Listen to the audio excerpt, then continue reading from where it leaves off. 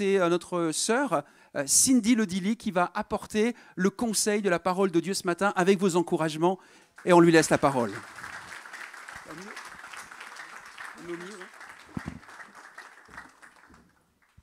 Bonjour à tous. Vraiment très contente d'être avec vous ce matin. Et merci à tous ceux qui viennent aussi pour la première fois, peut-être les familles qui sont venus encourager leur bien-aimé là. Donc soyez les bienvenus.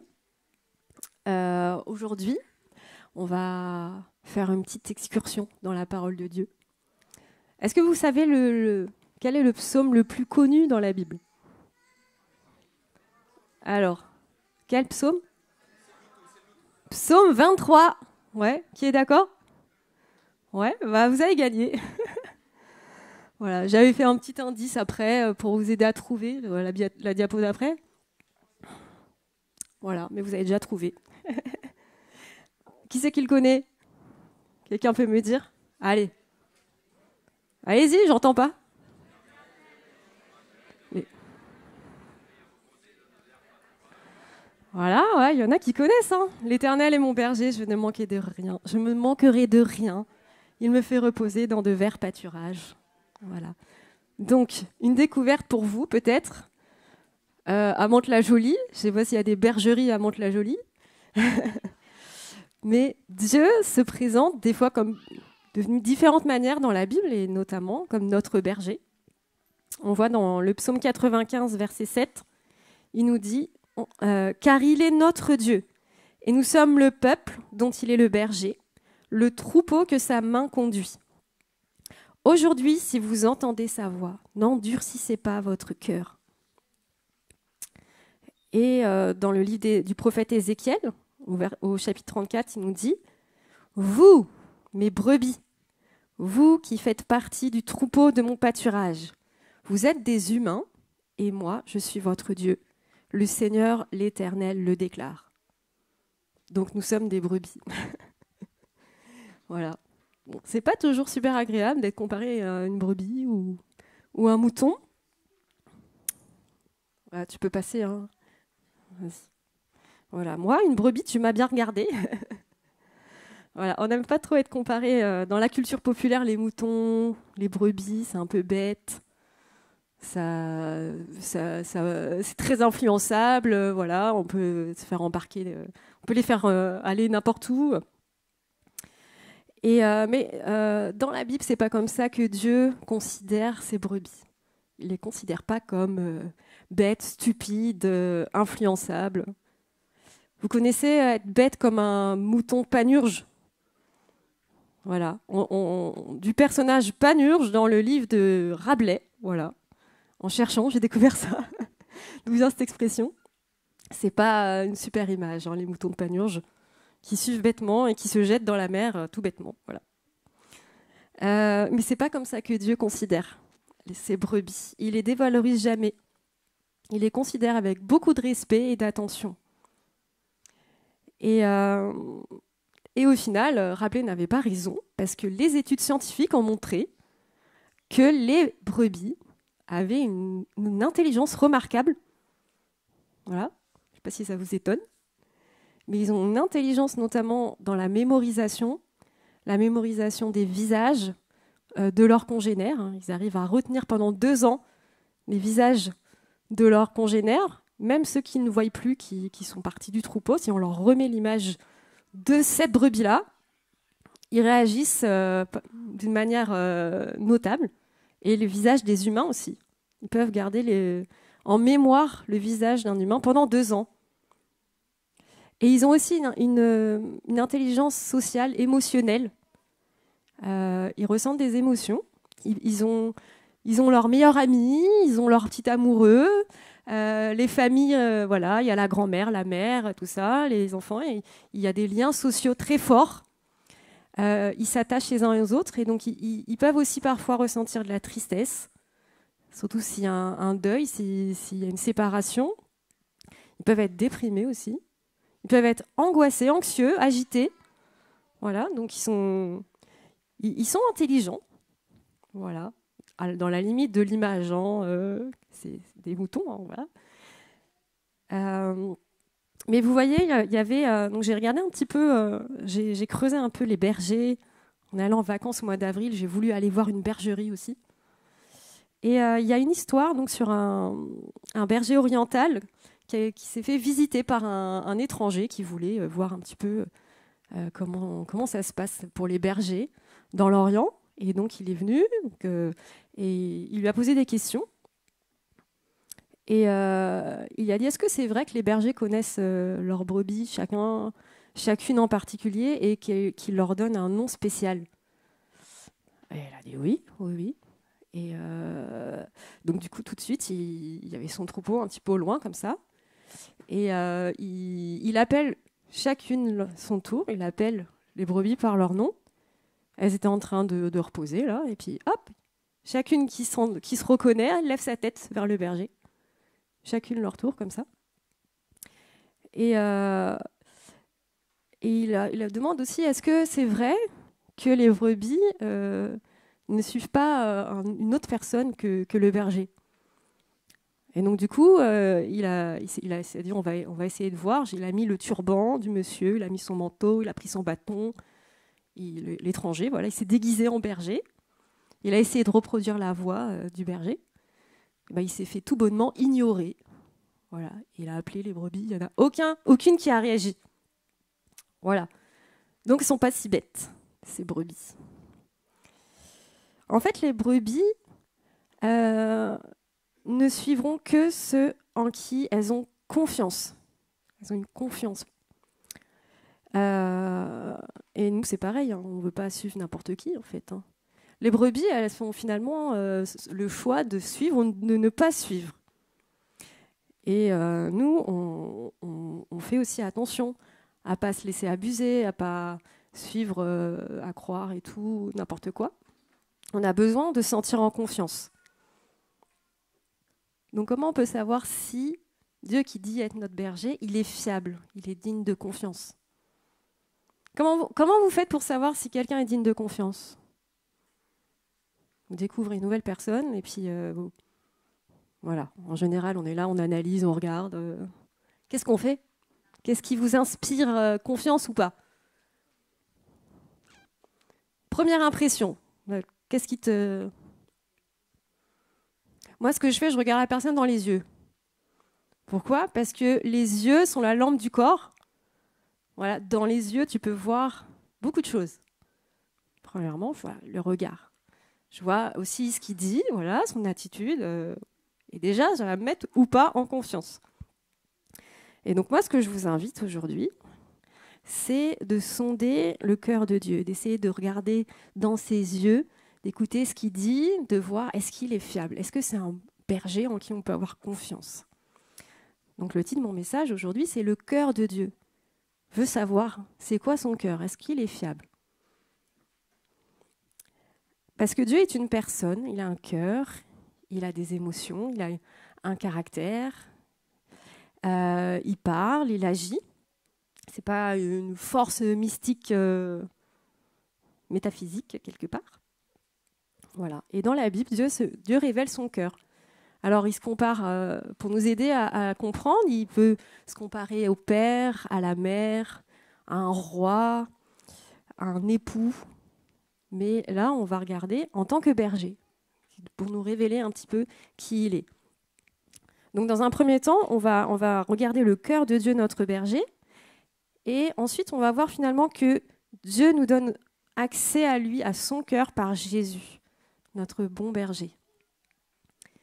Et puis on va voir que Dieu cherche des personnes selon son cœur, et qui sont selon son cœur là où ils sont, dans leur environnement. Alors, on va voir donc un petit peu le cœur de Dieu en tant que berger. Donc, dans le livre du prophète Ésaïe, il est écrit au chapitre 40, « Comme un berger, il paîtra son troupeau et il rassemblera les agneaux dans ses bras. Sur son sein, il les porte et conduit doucement les brebis qui allaitent. » Donc aujourd'hui, on a quand même pas mal de bébés, de brebis qui allaitent, voilà, au sein ou au biberon, hein, voilà. Voilà. Mais Dieu, notre berger, est un guide. Il nous guide son troupeau avec douceur. On le voit dans ses mots. Il prend doucement les agneaux dans ses bras. Il les conduit avec douceur. Il les conduit avec douceur et il marche à leur rythme. Il comprend en fait qu'ils sont à un stade de maturité, voilà, aujourd'hui, et donc ils ont des besoins particuliers en fonction de leur saison. Et peut-être Dieu ce matin veut te rassurer, toi qui vis une saison particulière de ta vie. Voilà, alors là il y a des bébés qui sont la saison de l'enfant en bas âge qui est très très dépendant, voilà, dépendant de ses parents. Mais ça peut être une autre saison de ta vie. Ça peut être un deuil, ça peut être l'attente d'un conjoint. Dieu connaît tes besoins particuliers dans cette saison particulière et il marche avec toi, il t'accompagne avec douceur. Et il rassure aussi, il peut te prendre dans ses bras. Et j'ai une parole d'encouragement vraiment pour les mamans. En plus, c'est la fête des mères. Mais vraiment, c'était pas fait exprès. Voilà, les enfants, les mamans des enfants en bas âge, toi qui es peut-être fatigué, chargé par cette mission en fait de nourrir, de protéger, d'élever ce petit enfant, tes petits agneaux ou ta petite agnelle. J'ai découvert le mot agnelle, voilà. C'est les agneaux femelles. Dieu veut t'encourager aussi, toi qui prends soin d'un enfant, même si ce n'est pas un enfant en bas âge, même si ce n'est pas ton enfant biologique, peut-être il y a un enfant auprès de toi qui est sous ta garde. Et Dieu veut prendre soin de toi, agneau, c'est-à-dire jeune. Donc agneau, voilà, enfant en bas âge, ça peut être un ado, ça peut être, voilà, quel que soit ton âge, tu es encore jeune. Tu as encore un processus de croissance. Et Dieu veut te prendre dans ses bras, Dieu veut te rassurer, Dieu veut te nourrir et t'amener à l'autonomie. Et peut-être qu'il y a un des deux parents ou peut-être les deux parents qui ne sont pas en mesure de prendre soin de toi comme tu aurais besoin. Mais Dieu te dit, je suis ton berger, je connais tes besoins et je prends soin de toi.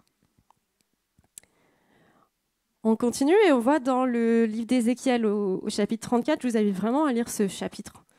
Je n'ai pas pu tout le mettre, bien sûr, mais c'est vraiment magnifique de voir qui Dieu est en fait. On peut lire « Voici ce que déclare le Seigneur l'Éternel. Je vais moi-même venir m'occuper de mon troupeau et en prendre soin. Comme un berger va à la recherche de son troupeau le jour où il le trouve dispersé, ainsi j'irai à la recherche de mes brebis et je les arracherai de tous les lieux où elles ont été dispersées en un jour de brouillard et de ténèbres.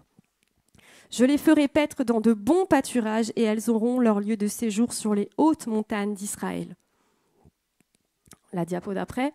« Elles reposeront dans une belle prairie et elles se nourriront dans de gras pâturages sur les montagnes d'Israël. C'est moi qui ferai paître mon troupeau, et c'est moi qui le ferai reposer. Le Seigneur l'Éternel le déclare. Je chercherai la brebis qui sera perdue. Je ramènerai celle qui se sera égarée. Je panserai celle qui est blessée, et je fortifierai celle qui est malade. Mais je détruirai celle qui est grasse et forte. Je les ferai paître avec équité. » Et là, on découvre encore un petit peu plus du cœur de Dieu.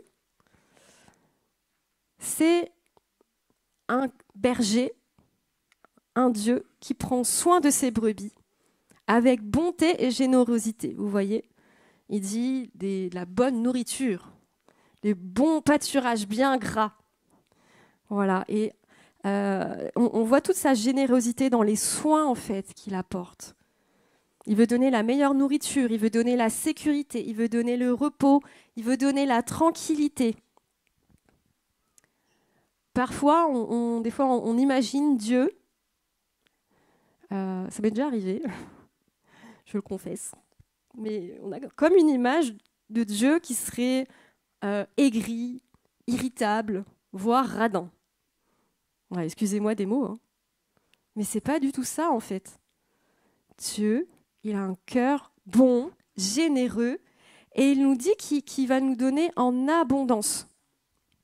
Il veut prendre soin avec bonté et générosité. On voit aussi qu'il considère chaque brebis dans ses besoins particuliers. Il accorde une grande valeur à chaque brebis, et même celle qui n'est pas performante. Ouais, dans notre société aujourd'hui, tu dois être performant, tu dois être excellent, tu dois être en bonne santé, tu dois avoir toujours le sourire, voilà. Tu dois être toujours aimable. Mais Dieu considère chacune de ses brebis. Et même celle il décrit une brebis un peu chétive, un peu faible en fait, qui serait malade même, ou qui serait blessée. Ou même la brebis qu'on ne voit plus, qui n'est plus là. Il s'y intéresse. Des fois, et ça nous arrive à tous, il y a des personnes qui viennent et puis d'un coup on ne les voit plus.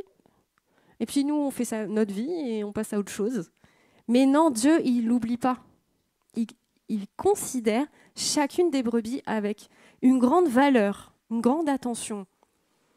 Et il ne se laisse pas décourager par les circonstances que vit cette brebis. Au contraire, il veut en prendre soin. Il veut fortifier celle qui est faible. Il veut penser celle qui est blessée. Penser, vous voyez, prendre soin comme un baume. Voilà, je ne sais pas s'il y a des soignants ici. Tu prends soin d'une blessure.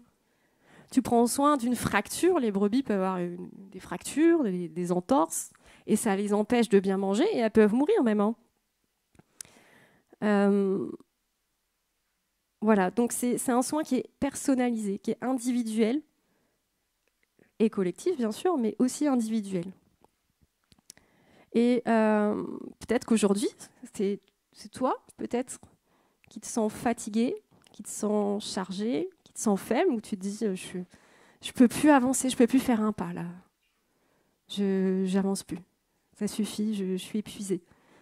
Dieu vient te voir là où tu es. Il veut prendre soin de toi.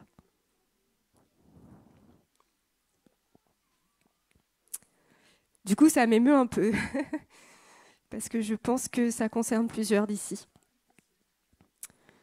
Donc, Dieu veut te rassurer, Dieu veut te soigner. Ça veut dire que c'est pas une fatalité ce que tu vis. C'est un temps de soin.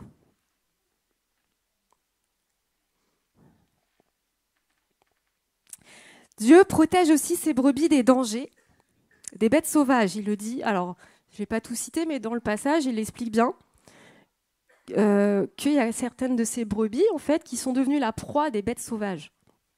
Et Dieu a dit, je vais venir prendre soin de mon troupeau et je vais en finir avec ces bêtes sauvages. Je vais les protéger. On sait qu'il y a, dans la Bible, on voit, il y a un ennemi. Voilà, dans la Bible, il est appelé le diable. Voilà, certains pensent que c'est un mythe ou un petit diablotin rigolo. Mais en fait, c'est un ennemi terrible qui n'a juste un objectif, c'est de détruire tout ce que Dieu crée, tout ce que Dieu aime. Et il veut détruire les brebis. Il veut disperser. Mais Dieu nous montre dans ce passage qu'il est fort et puissant pour protéger ses brebis et neutraliser ses menaces. Voilà, donc si tu te sens oppressé dans ton âme, Dieu te dit, je veux m'occuper de tes ennemis. Je ne parle pas des ennemis humains, je parle de ce qui nous oppresse. Dieu veut protéger aussi les brebis dans leur relation entre brebis, en exerçant une autorité juste et équitable. Il dit, je veux en prendre soin avec équité. Donc je vous laisserai lire à la maison c'est quoi ces problèmes entre brebis là. Est-ce que ça existe les problèmes entre brebis? En fait, Dieu, il dit maintenant, je vais juger entre brebis et brebis. Parce qu'il y a des brebis qui se comportent d'une manière égoïste, qui pensent qu'à leurs propres intérêts. Ce qu'ils veulent juste, c'est s'engraisser. Voilà. Mon moi, mon moi, voilà. Je m'aime moi. Ça, c'est notre société actuelle. Mais du coup, qui repousse les autres, voilà, il dit même qui viennent troubler par leurs pieds l'eau que les autres brebis, normalement l'eau que Dieu leur a donnée. Ils les piétinent, ils troublent l'eau, ils piétinent le pâturage. Pour le coup, les autres qui sont plus faibles, qui n'ont pas autant de force pour aller aussi vite qu'eux pour aller se rassasier, ils n'ont plus rien. Et il dit ça, c'est fini. Dieu le voit et il va prendre soin de ses brebis. Et Dieu peut parfois nous corriger. Dieu peut parfois nous reprendre pour nous-mêmes, pour nous aider à comprendre que les autres brebis ont aussi des besoins, mais aussi pour protéger son troupeau. Des fois, dans les familles, on peut vivre ça. Voilà, entre frères et sœurs. Moi, j'ai 4 enfants. J'en vois des conflits entre brebis. Voilà. Donc, c'est moi d'abord. Voilà. Des conflits entre parents, enfants. Voilà. Mais Dieu veut rétablir la paix. Parce qu'il voit les besoins de chacun. Et quand on se fait mal comme ça, on ne peut pas chacun, en fait, être satisfait dans ses besoins.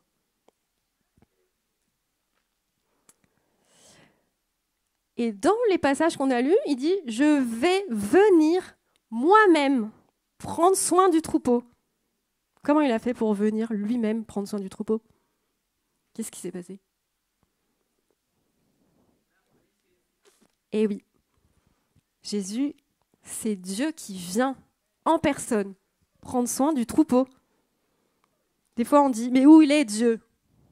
Mais regarde Jésus, regarde-le vraiment. Et tu vas reconnaître le cœur de Dieu, ce dont on parle ce matin. Donc Jésus, c'est notre bon berger. On voit dans encore Ézéchiel 34, Dieu dit, juste après qu'il a dit « Je vais venir moi-même », il dit « J'établirai à leur tête un seul berger qui les fera paître, mon serviteur David. Il prendra soin d'elles et sera leur berger. Et moi, l'Éternel, je serai leur Dieu, et mon serviteur David sera prince au milieu d'elles. Moi, l'Éternel, j'ai parlé, je conclurai avec elles une alliance qui leur garantira la paix. » Vous savez de quand ça date, ça, avant Jésus-Christ, cette prophétie? C'est plus de 500 ans avant Jésus-Christ. Alors, je n'ai pas pu tout mettre, mais il y en a tellement des prophéties sur Jésus. Pareil, regarde, va creuser. Le prophète Ésaïe, encore plus vieux que ça, je crois 700 ans, ouais, avant Jésus-Christ, des prophéties tellement précises. Mais là, il le dit, j'enverrai un seul berger. Mais c'est lui-même qui vient. Le fils de David. Bon, David, il était mort depuis longtemps. Et c'est un berger spécial parce que, déjà, c'est Dieu lui-même qui vient. Aussi, il a une autorité de prince. Donc, c'est royal. Voilà, c'est un berger spécial. Jésus le dit, il reprend cette image du berger dans l'évangile de Jean au chapitre 10, où je serai lire aussi. Jésus dit, le voleur ne vient que pour dérober, égorger et détruire. On a parlé tout à l'heure des ennemis. Moi, je suis venu afin que les brebis aient la vie et qu'elles soient dans l'abondance. Je suis le bon berger. Le bon berger donne sa vie pour ses brebis. Mais le mercenaire qui n'est pas le berger et à qui n'appartiennent pas les brebis voit venir le loup, abandonne les brebis et prend la fuite. Et le loup les ravit et les disperse. Le mercenaire s'enfuit parce qu'il est mercenaire et qu'il ne se met pas en peine des brebis. Je suis le bon berger. Donc là, on reconnaît le cœur de Dieu. On reconnaît ce cœur de berger dont on a parlé juste avant, en Jésus. Pareil, qui prend soin généreusement, avec abondance, qui veut donner la vie avec abondance, qui les protège du loup, voilà, au risque de sa vie, Et on voit, il nous dit, encore une fois, qu'il prend soin, qu'il considère les besoins des brebis, puisqu'il dit, le contre-exemple du mercenaire, finalement, ça nous montre le vrai exemple, c'est-à-dire, lui, il se met en peine des brebis. Pourquoi ? Parce qu'elles sont à lui. Le mercenaire, lui, elles sont pas à lui. C'est juste, il travaille pour un salaire, pour faire de la garderie, on va dire. Voilà. Donc, il ne se met pas en peine pour les brebis puisqu'elles ne sont pas à lui. Mais le bon berger, c'est ses brebis. Et il donne sa vie pour ses brebis. Et Jésus nous dit aussi qu'il connaît ses brebis. Tu peux mettre là. Voilà. Je connais mes brebis et elles me connaissent. Comme le Père me connaît et comme je connais le Père, je donne ma vie pour mes brebis. Mais vous ne croyez pas parce que vous n'êtes pas de mes brebis. Mais mes brebis entendent ma voix, je les connais et elles me suivent. Je leur donne la vie éternelle et elles ne périront jamais. Et personne ne les ravira de ma main. Mon Père qui me les a donnés est plus grand que tous et personne ne peut les ravir de la main de mon Père. Moi et le Père, nous sommes un. Amen. Ouais. Encore une fois, Dieu a dit, je viendrai moi-même et j'enverrai mon berger. Et Jésus dit, je suis le bon berger. Moi et le Père, nous sommes un, en fait. C'est le Père qui vient au travers de Jésus. Et il a dit, je donne ma vie pour mes brebis. Ça veut dire quoi, ça ? Je donne ma vie pour mes brebis, parce que c'est une image. En fait, Dieu lui-même est venu donner sa vie comme un agneau innocent pour être sacrifié pour le pardon des péchés, mes péchés, tes péchés, pour tous les siècles. C'est un acte d'amour pour tous maintenant, aujourd'hui, encore valable aujourd'hui. Parce qu'il est ressuscité, il est Dieu, il a donné sa vie, il a dit, je donne ma vie, personne ne me la prend, je la donne. J'ai le pouvoir de la donner, j'ai le pouvoir de la reprendre. Mais il la donne par amour pour ses brebis. Et il est ressuscité, donc il peut être encore aujourd'hui notre berger. Et Jésus dit qu'il connaît ses brebis. Donc il nous connaît. Dans l'histoire là, du berger oriental, là, le fameux étranger qui vient un petit peu essayer de comprendre, il dit, mais comment tu peux reconnaître toutes tes brebis ? Elles ont toutes la même tête. Voilà. C'est vrai, quand on allait visiter la bergerie, elles ont toutes la même tête. Mais il dit, en fait, tu vois pas, moi je les vois, je les connais. Tu vois pas qu'elle a une oreille un peu écorchée. Tu vois pas qu'elle a les yeux qui louchent. Tu vois pas qu'elle boite un petit peu quand elle marche. Donc en fait, Dieu, notre berger, il connaît chacun de nos talents, chacune de nos faiblesses, chacun de nos caractères. Il nous connaît et il nous connaît par notre prénom même. Il dit aussi que ses brebis le connaissent. Et alors c'est fort quand même parce qu'il le dit, comme le Père me connaît et comme je connais le Père. Donc c'est vraiment quelque chose de fort, d'intense. Et il dit qu'il les appelle par leur nom et qu'elles reconnaissent leur voix. Elles reconnaissent sa voix. Donc là, ce matin, c'est pas, voilà, oublie-moi, c'est pas Cindy qui parle. Ce que je dis là, c'est ce que Jésus a dit. Donc il dit, tu es ma brebis, je t'appelle par ton nom. Donc tu es capable de reconnaître ma voix. Même si pour l'instant tu n'es pas encore dans ma bergerie. Même si tu es perdu ou dispersé là. Tu es ma brebis, je t'appelle par ton nom. Écoute ce qu'il y a dans ton cœur, tu vas pouvoir reconnaître que c'est moi qui t'appelle. Je suis ton berger, ton bon berger.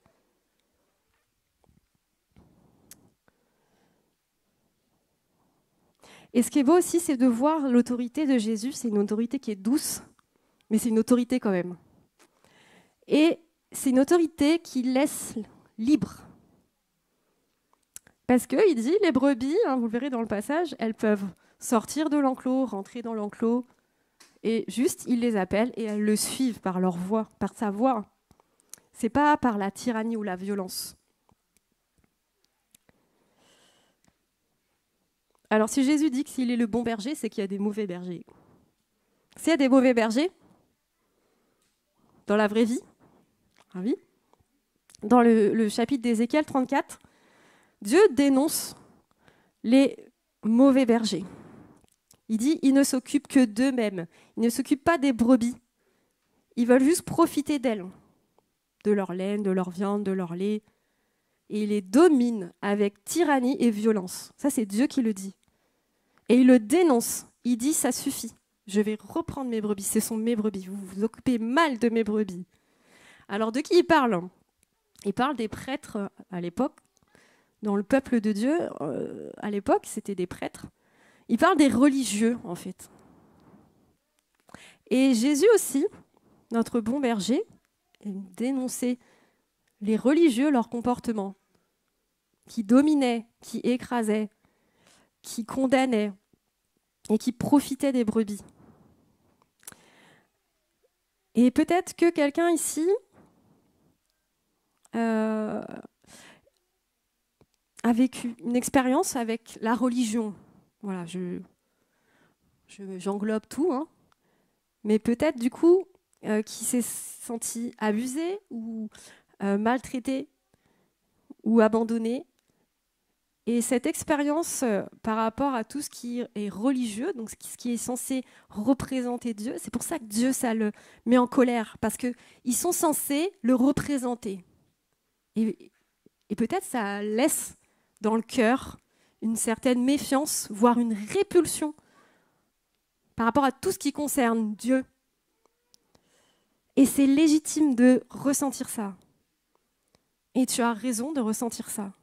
Mais du coup, peut-être ton cœur est tellement blessé que ça pourrait t'empêcher d'entendre le cœur de Dieu. Alors juste, essaye de voir, est-ce que tu peux faire confiance à Dieu ? Dieu, ton berger, veut te rassurer. Jésus est un bon berger, il prend soin de ses brebis, il n'abuse pas d'elles. Il ne les exploite pas, il donne sa vie pour elles. Il les respecte et leur laisse la liberté, il leur donne la dignité et il prend même soin de leur santé. Et même Jésus, on voit, c'est un berger qui avait de la compassion pour ses brebis. D'ailleurs, on le dit, hein, quand il voyait la montagne avec toute cette foule-là, on dit qu'il était ému de compassion pour cette foule, pour ces gens, parce qu'ils sont comme des brebis languissantes qui n'ont pas de berger. Peut-être qu'en fait, t'as pas de berger. Peut-être, voilà, moi je suis une brebis solitaire. Moi je veux pas de berger. On peut faire confiance à personne, on peut faire confiance qu'à soi-même, des fois on peut penser ça. Mais en fait, Jésus voit la souffrance qui est derrière et la compassion de chaque personne. Et il t'appelle en fait. Est-ce que tu veux être ma brebis ? Voilà, on a pris le temps de découvrir le cœur de Dieu, de voir que Jésus est ce berger, ce cœur de Dieu révélé. Et on va voir que ce cœur de Dieu peut nous inspirer notre propre cœur dans notre manière de vivre. Et et Dieu recherche des personnes qui sont selon son cœur. Là où nous sommes. Est-ce que vous connaissez quelqu'un dans la Bible qui est appelé l'homme selon le cœur de Dieu ? David. Voilà, le roi David. Dans le psaume 78, on lit « Il choisit David son serviteur et le tira des bergeries. Il le prit derrière les brebis qui allaitent, pour lui faire paître Jacob son peuple et Israël son héritage. Et David les dirigea avec un cœur intègre et les conduisit avec des mains intelligentes. » Et dans Actes au chapitre 13, on voit, c'est repris « J'ai trouvé David, fils d'Ésaïe, homme selon mon cœur, qui accomplira toutes mes volontés. » Donc Dieu nous parle encore du cœur. Parce qu'il dit aussi au prophète Samuel, quand tu lui dis « Va trouver David », justement, ne te laisse pas impressionner par la posture de tous ceux qui sont autour de lui, en fait. Ah oui, il a une bonne tête de roi, là. Il est bien, une bonne carrure. Non, non. Pourquoi ? Parce que l'homme s'attache aux apparences, mais l'Éternel regarde au cœur. Amen. Il recherche des hommes et des femmes selon son cœur. Et Dieu a trouvé David avec un cœur humble qui déjà prenait soin de ses brebis. avec un cœur intègre et avec intelligence, qui prenait plaisir à faire la volonté de Dieu et qui était sensible au cœur de Dieu, ce cœur de berger. Et petite dédicace aux brebis qui allaitent, encore une fois. Vous n'avez pas remarqué que c'est quelque chose qui revient ? Les brebis qui allaitent et les agneaux. Donc, sois encouragé, toi qui es là et qui prends soin d'un petit, encore une fois. Est-ce que vous avez conscience que dans un troupeau, prendre soin des agneaux et des agnelles, c'est la survie du troupeau, là. S'ils ne survivent pas, s'ils ne sont pas robustes, il n'y a plus de troupeau. La génération d'après, ça ne vit pas une éternité, les brebis. Donc, le Seigneur nous dit, les agneaux du troupeau sont extrêmement importants. Donc, toi, maman et papa, qui prend soin de ces agneaux, sois encouragés.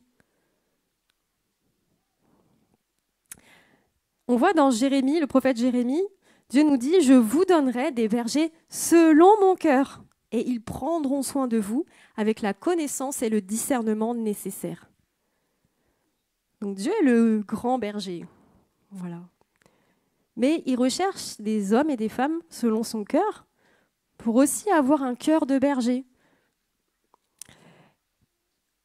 Et certes, il y a des mauvais bergers, mais il y a aussi des bons bergers. Et Dieu appelle encore aujourd'hui. Peut-être ici, il y a des personnes que Dieu appelle pour être des bergers selon son cœur, qui se mettront en peine pour les brebis, qui auront à cœur leur intérêt, qui délaisseront même parfois leurs propres intérêts pour servir le peuple de Dieu. Peut-être que Dieu souffle sur ton cœur cet appel, comme Samuel est venu trouver David, il l'a tiré de ses bergeries, et il te dit, toi, t'en es où de tes bergeries? Peut-être tu as un travail, une situation, voilà. Mais Dieu vient te chercher, il dit, je cherche un berger. Et je t'ai trouvé, toi, homme selon mon cœur, femme selon mon cœur.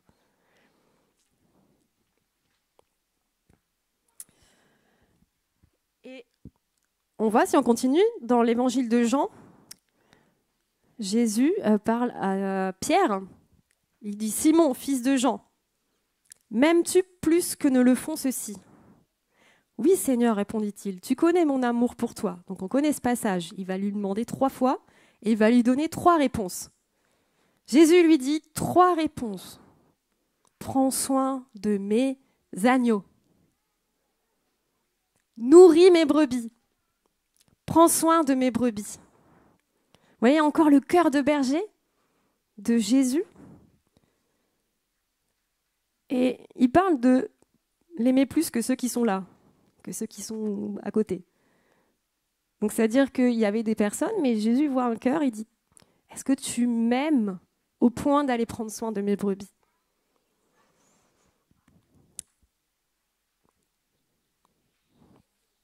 Et on voit la suite finalement, l'épître de Pierre, donc c'est Pierre des années plus tard qui écrit cette lettre aux églises.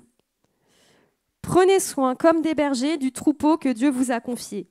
Veillez sur lui, non par obligation, mais de bon cœur, comme Dieu le désire. Agissez non par désir de vous enrichir, mais par dévouement. Ne cherchez pas à dominer ceux qui vous ont été confiés, ceux qui ont été confiés à votre garde, mais soyez les modèles du troupeau. » Donc là, ça s'adresse aux dirigeants de l'Église, hein, les bergers. Et il nous parle encore du cœur, de le faire de bon cœur, avec dévouement. Non pas par appât du gain pour s'enrichir, mais avec l'amour, en fait. Et je veux juste faire un petit point d'arrêt pour considérer les pasteurs. Le mot pasteur, ça vient du mot berger. Hein. Les pasteurs, les serviteurs de Dieu, les servantes de Dieu, qui ont obéi à cet ordre de mission. Vous savez que le métier de berger, c'est pas facile. Hein. J'ai regardé le fiche métier. Vous avez déjà tous fait ça, au CDI, orientation. Tu veux faire quoi dans la vie? Fiche métier. Berger, oh.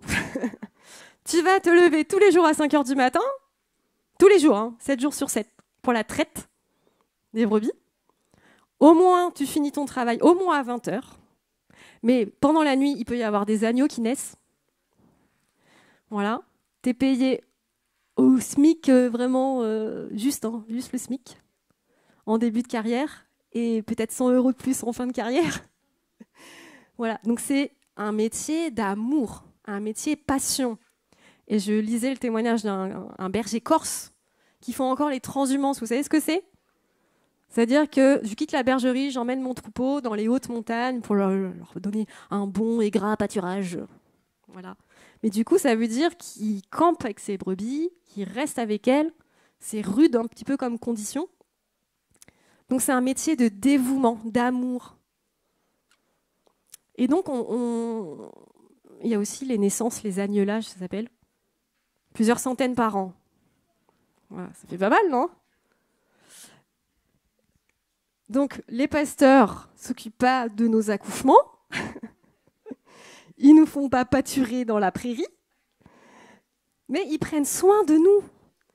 Ils font ce cœur de berger qui nourrit, qui encourage, qui prend soin, qui donne de son temps, qui renonce à une situation professionnelle, qui quitte une région, qui quitte ses proches, qui quitte sa maison, ses terres peut-être.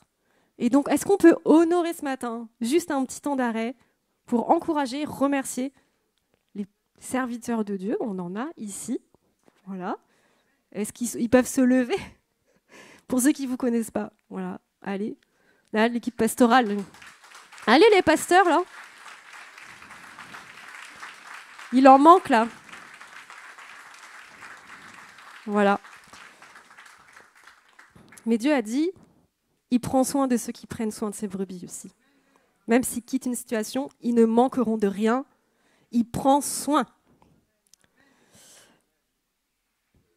Mais en fait, nous aussi, on peut prendre soin. Même si on n'est pas pasteur, même si on n'a pas un titre, même si on n'est pas je ne sais pas quoi. Toi, en tant que peut-être parent, enfant, juste là, croyant dans l'église, tu as un environnement, tu as des voisins, tu as des collègues, tu as un petit troupeau sous ta garde. Obligé, il n'y en a pas un seul qui n'en a pas. C'est vrai ou pas? Oui. Donc tu peux aussi servir Dieu selon son cœur dans ton environnement, là où tu en es à ta saison aujourd'hui. Pour tes enfants, tu peux les instruire, tu peux les nourrir, tu peux les reprendre, les corriger, les instruire, mais sans les tyranniser, prendre soin d'eux, les aider à devenir des disciples de Jésus épanouis. Pour ton époux, ton épouse, avec quel cœur tu prends soin de ton conjoint, de ton épouse? Est-ce que tu prends soin déjà, tout court? Ou est-ce que ton conjoint ne sert qu'à tes propres intérêts? Je peux le redire, ça? Est-ce que tu as un cœur selon le cœur de Dieu qui veut prendre soin de ton époux, de ton épouse? Ou est-ce que ton époux ou ton épouse sert juste à satisfaire tes propres besoins? Et s'il ne le satisfait pas comme tu l'as voulu, eh bien là, c'est la tyrannie, la violence. Sache que Dieu veut prendre soin de ton conjoint et de ta conjointe et il te demandera des comptes de comment tu as pris soin. Je n'avais pas prévu de dire ça. Mais Dieu a de l'amour pour ses brebis et là où il nous a placés, il nous donne une responsabilité de prendre soin. Tu as peut-être tes parents, tes grands-parents, tes frères, tes sœurs. Voilà. Pour les plus jeunes aussi, tu as des frères et sœurs, des petits bébés. Voilà. Comment, avec quel cœur tu considères ta famille, tes parents, tes grands-parents, ton petit frère, ta petite sœur? Est-ce que tu as à cœur de prendre soin d'eux? Je reconnais que je n'ai pas toujours pris bien soin Et peut-être ce matin, Dieu veut juste nous encourager à revoir l'état de notre cœur. Et il n'est pas là pour nous condamner, mais il dit juste, rapproche-toi de mon cœur. Laisse-moi te montrer comment je prends soin. Et tu sauras prendre soin. Mais ça, c'est un apprentissage tout au long de notre vie. Hein. Et finalement, c'est quoi le cœur de Dieu? C'est de prendre soin. Et il cherche quelqu'un selon son cœur, de prendre soin. Et finalement, ça correspond bien, je trouve, à la mission de l'Église émie. Alors, tu peux l'afficher? C'est toujours là? Mission de l'Église émie qui a été réfléchie, travaillée, servir, accueillir, accompagner dans notre environnement toute personne pour les former à devenir ce que Dieu veut qu'elles soient. Amen. On va conclure. Maintenant je vais appeler l'équipe de louanges. Maintenant qu'on a fait cette petite excursion dans le cœur de Dieu, j'ai 2 questions à vous poser. Veux-tu faire confiance à ton berger? Veux-tu lui faire confiance? Est-ce qu'il est digne de confiance? Et veux-tu être selon son cœur? Alors je vous invite tout simplement à fermer vos yeux, que chacun puisse se prendre le temps de réfléchir à ces questions.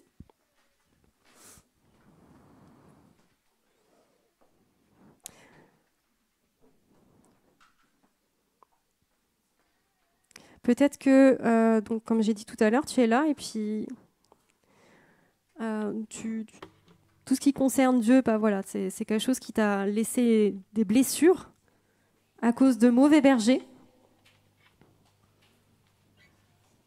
Ou peut-être que juste toi, tu es cette brebis sans berger. Jésus a compassion de toi.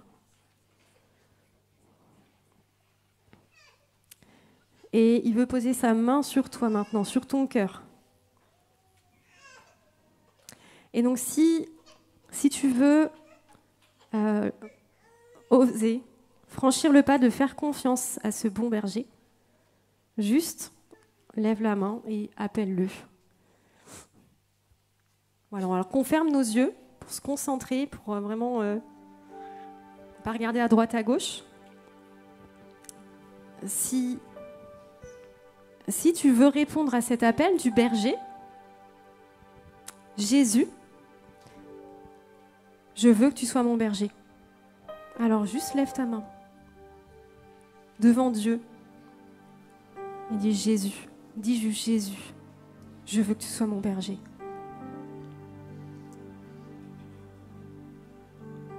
Et Jésus t'accueille et Jésus te reçoit. Si tu entends sa voix aujourd'hui, n'en endurcis pas ton cœur parce qu'il t'appelle par ton nom. Je prie maintenant que tu reçois son amour. Je prie que tu reçois son pardon parce qu'il a donné sa vie pour toi. Je prie que tu reçoives son Esprit Saint ce matin. Et dis Jésus, dis juste Jésus dans ton cœur.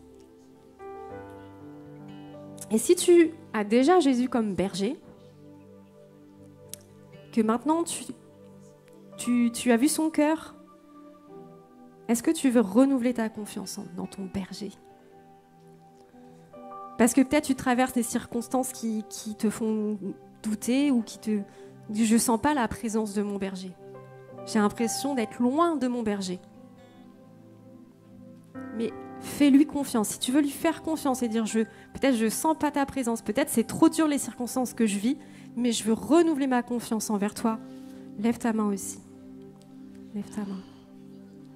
Voilà, fais-lui confiance.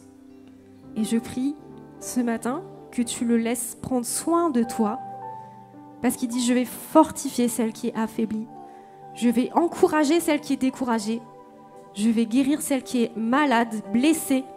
Alors sois apaisé, sois guéri, sois nourri ce matin. Au nom de Jésus, merci pour ces mains qui se lèvent, Seigneur. Ce sont tes brebis que tu aimes, Seigneur Jésus. C'est pas moi qui fais quoi que ce soit. C'est le berger. C'est Jésus-Christ lui-même, parce qu'il est ressuscité. Alors, dis seulement Jésus, je te fais confiance. Et enfin, si tu t'es senti interpellé par cet appel à laisser ton cœur être transformé à l'image de son cœur, à être selon son cœur, alors lève-toi. Lève-toi. Et je veux être selon le cœur de Dieu, pour ma famille, pour mon église, pour ceux qui m'entourent. J'ai encore, moi-même, je m'inclus dedans. J'ai besoin d'être plus selon le cœur de Dieu.